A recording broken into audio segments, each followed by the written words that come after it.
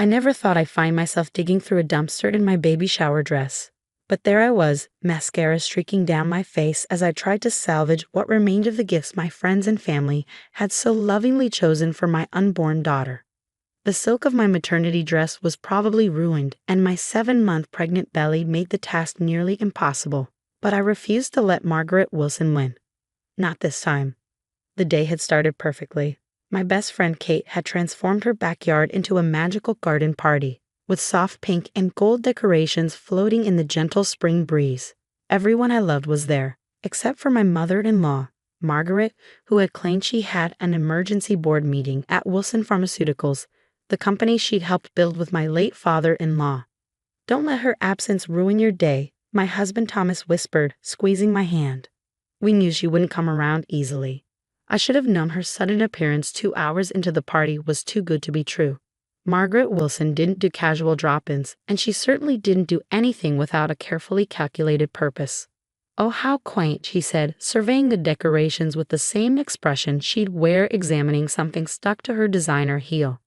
"I suppose this is what one should expect from a small-town party planner." Kate, who had spent weeks planning every detail, tensed beside me, but I squeezed her arm.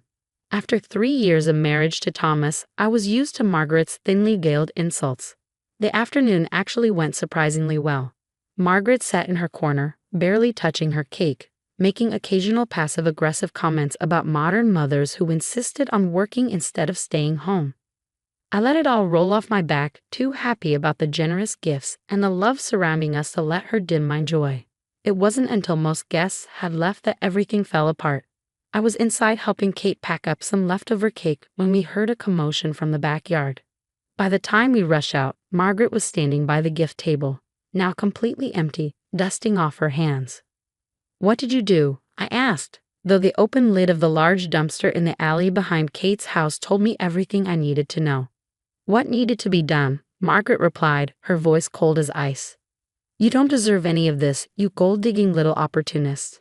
Did you think I wouldn't figure out your game? Getting pregnant to trap my son." "Mom," Thomas shouted, running from the house. "Have you lost your mind?" "Oh, wake up, Thomas. She's been plotting this from the beginning, working her way up from that entry-level position at the company, catching your eye, and now ensuring her place in the Wilson family with this convenient pregnancy." My hands instinctively went to my belly, protecting my daughter from her grandmother's venom. "Margaret, you need to leave. Don't you dare tell me what to do, you little nobody. Do you know who I am? I'm Margaret Wilson. I built Wilson Pharmaceuticals from nothing while you were probably still playing with dolls. I can destroy your entire future with one phone call." "Mom, that's enough." Thomas moved to stand between us, but I placed a hand on his arm. "No, let her finish," I said quietly. "I want to hear exactly what Margaret Wilson, Senior VP of Operations, thinks she can do to me." Something in my tone must have caught her attention because she paused, her perfectly painted lips parting slightly. "What did you just say?" "Your title. Senior VP of Operations at Wilson Pharmaceuticals. Well, former title, I should say, as of last week's board meeting." The color drained from Margaret's face.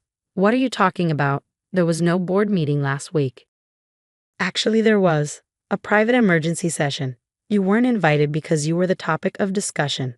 I pulled out my phone, enjoying the way her eyes widened as I scrolled through my emails. "Would you like to know what we discussed, Margaret? The offshore accounts, the falsified research data, or perhaps the rather interesting emails between you and our biggest competitor?" "We?" Margaret's voice lost its sharp edge, taking on a slight tremor.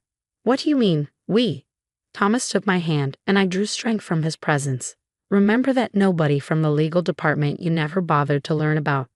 Turns out she was the daughter of your late husband's best friend and business partner, the same partner whose shares were held in trust until his daughter turned 30 or held an executive position in the company." Margaret swayed slightly, reaching for the gift table to steady herself. "That's impossible. Those shares were lost when James died." "No, Margaret. They were protected. My father made sure of that before his accident. He knew something wasn't right at the company, knew someone was cooking the books. He just didn't live long enough to prove it was his best friend's wife." "You're lying," she whispered, but the tremor in her voice betrayed her fear. "The board unanimously voted to appoint me CEO last week. My first official day is Monday. I stepped closer, keeping my voice low.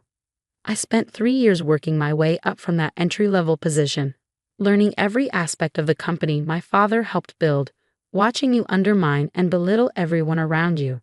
I fell in love with Thomas because he was kind and genuine, everything you taught him to be in spite of yourself.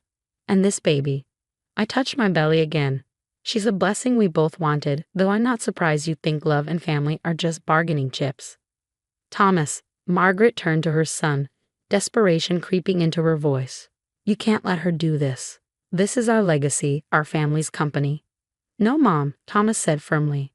This is what happens when your actions finally catch up with you. I've spent years watching you tear down everyone around you, including a woman I love. It ends now. I watched my mother-in-law's carefully constructed world crumble as she realized the true magnitude of her situation. The woman who had spent years looking down on me, who had just thrown my baby shower gifts in the trash, was now facing the consequences of her own actions. Security will meet you at the office on Monday to clean out your desk, I said, my voice steady. The board has agreed to keep this quiet if you go quietly.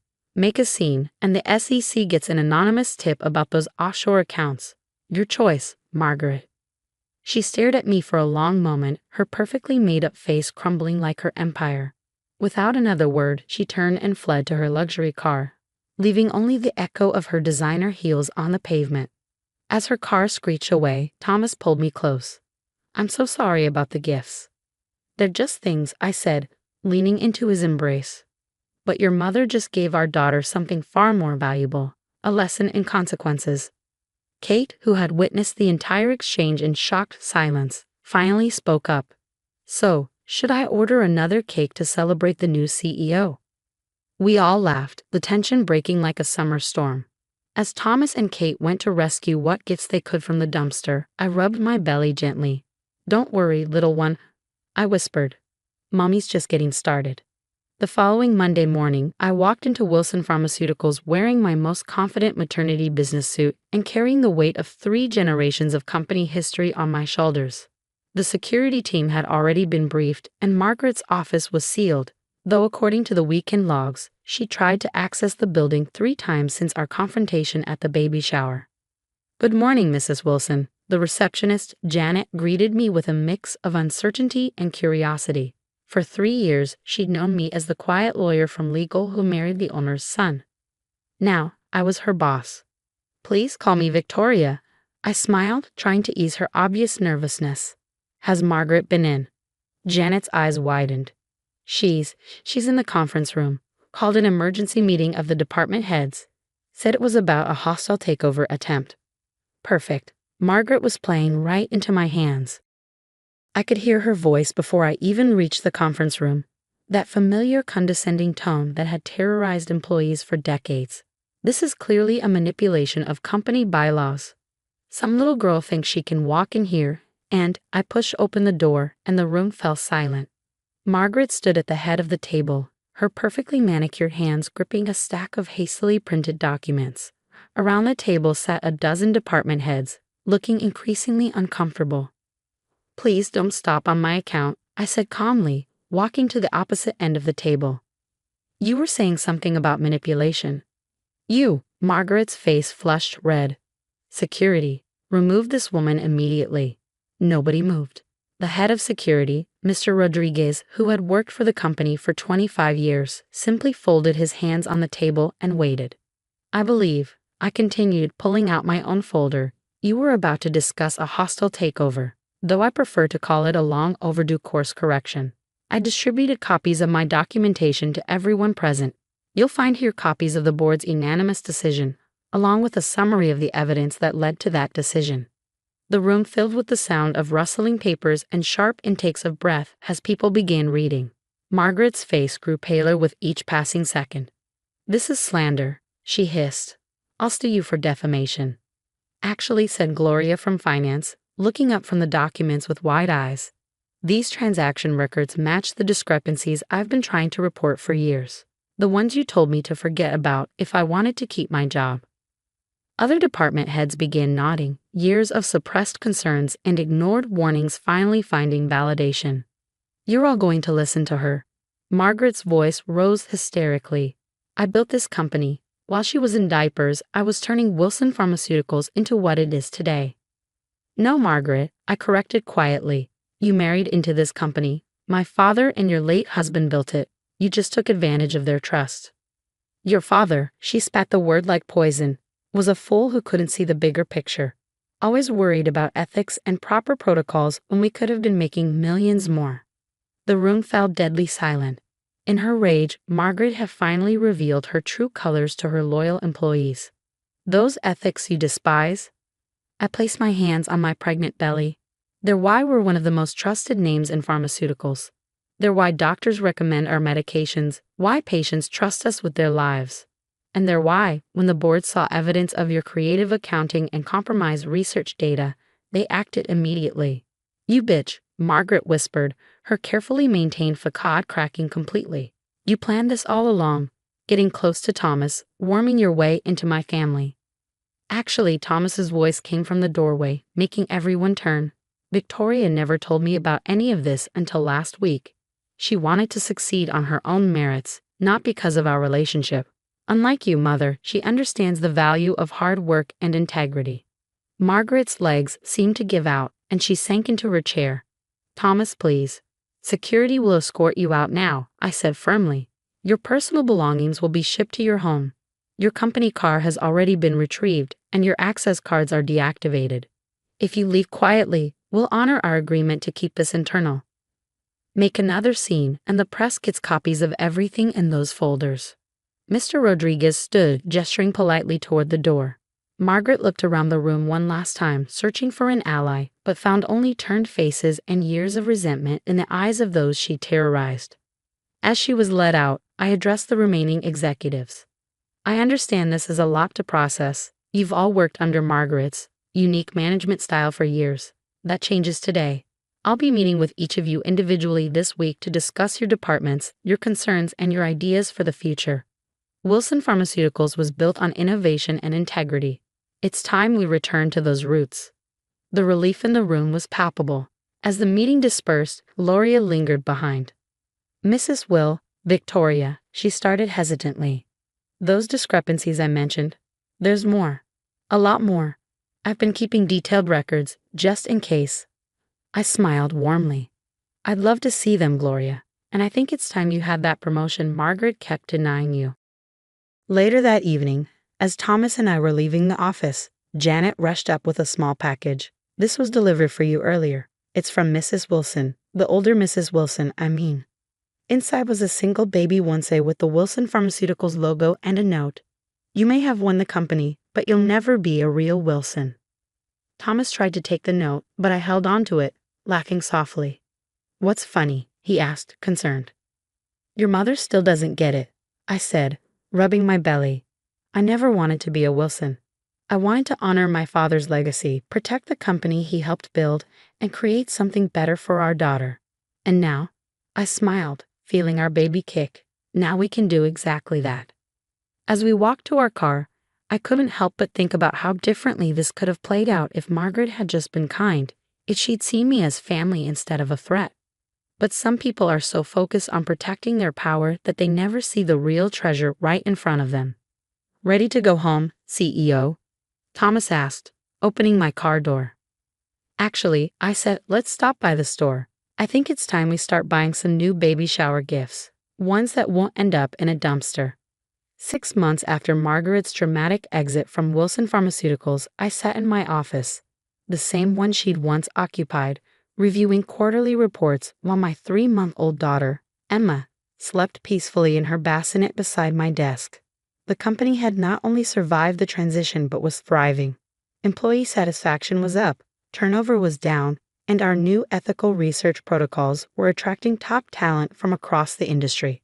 A knock on my door interrupted my thoughts. Victoria. Janet poked her head in. I'm sorry to bother you, but Margaret Wilson is in the lobby. She's demanding to see you. I glanced at Emma, still sleeping soundly, then back at Janet. How does she look? Different, Janet admitted. Less polished. She's not wearing designer clothes, and she seems desperate. I suggested. Janet nodded. Send her up. I decided. And call Thomas, he should be in the research department. Tell him his mother's here. Minutes later, Margaret walked into my office. Janet was right, she looked dramatically different. Gone were the perfectly tailored suits and expertly styled hair. Instead, she wore a simple dress that had seen better days, and her face showed signs of stress I'd never seen before. Her eyes immediately went to Emma, and something flickered across her face. Longing, regret, or perhaps both. Is that your granddaughter? Yes, Emma James Wilson, named after my father. Margaret flinched at the name but kept her composure. I heard rumors about the company's success. Your success. What do you want, Margaret? I asked directly, keeping my voice low to avoid waking Emma. She sank into one of the visitor chairs, her usual commanding presence notably absent. The money's gone, she admitted. The offshore accounts, there were problems. Investigations. I can't access any of it. I know, I said calmly. The board turned over all evidence of financial misconduct to the proper authorities. That was part of our legal obligation. I'm broke, she whispered. The house is being foreclosed. My friends, they've all abandoned me. Even Carol won't take my calls anymore. Thomas appeared in the doorway, stopping short when he saw his mother. The look they exchanged was heavy with unspoken words. Mom. Thomas, her voice cracked. I need help. I watched my husband struggle with years of complicated emotions. Despite everything, she was still his mother. Actually, I said, standing carefully to lift Emma as she began to stir, we've been expecting this visit. Hadn't we, Thomas? He nodded, moving to stand beside me. We have a proposition for you, Ma. Margaret looked between us, confusion evident on her face. Wilson Pharmaceuticals is opening a new charitable foundation, I explained, gently rocking Emma. The James Wilson Foundation for Medical Ethics and Research. We need someone to run our community outreach program, visiting hospitals, coordinating with patient advocacy groups, ensuring our charitable works actually reach the people who need them most. You're offering me a job? Margaret asked incredulously. We're offering you a chance at redemption, Thomas corrected. A way to rebuild your reputation and do some genuine good. But there are conditions. I continued. You'll start at entry level, just like I did. You'll report to Gloria, who's now our VP of Community Relations. You'll attend ethics training, and most importantly, you'll have zero access to financial accounts or company decisions. And Thomas added, you'll need to demonstrate that you can be a grandmother who deserves to be part of Emma's life. Margaret's eyes filled with tears as she looked at her granddaughter. She's beautiful, she whispered. She is, I agreed. And she deserves to grow up knowing all of her family, but only the best versions of them. So what do you say, Margaret? Ready to start over. She was quiet for a long moment, looking around the office that used to be hers, at the daughter-in-law she tried to destroy, at the son who stood firmly beside his wife, and at the granddaughter she'd never met. When can I start? Monday, I said. 8 a.m. sharp. Gloria will show you to your desk in the foundation's office. It's in the building across the street. Small, but it has a nice view of the park. Margaret stood, smoothing her worn dress with shaking hands. Thank you, she said softly. I know I don't deserve this chance. No, you don't, Thomas agreed. But family is about second chances. Just don't waste this one, Mom. As she turned to leave, I called out, Oh, and Margaret, I saved something for you. I reached into my desk drawer and pulled out a small package, the baby shower gift she'd thrown in the dumpster all those months ago.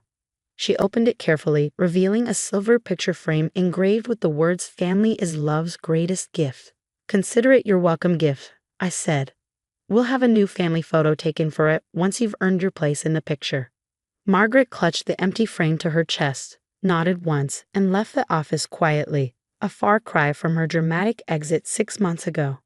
Think she'll actually change? Thomas asked, taking Emma from me and cooing at his daughter.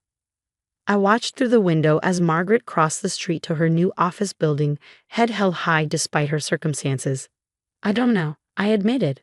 But we're giving her the one thing she never gave me, a fair chance. Emma gurgled happily in her father's arms, oblivious to the complex family dynamics swirling around her. Looking at her, I knew we'd made the right decision. Sometimes the best revenge isn't about destroying your enemies, but about giving them the opportunity to destroy their own worst qualities. Come on, I said, gathering my things. Let's go home. We have a new chapter to write.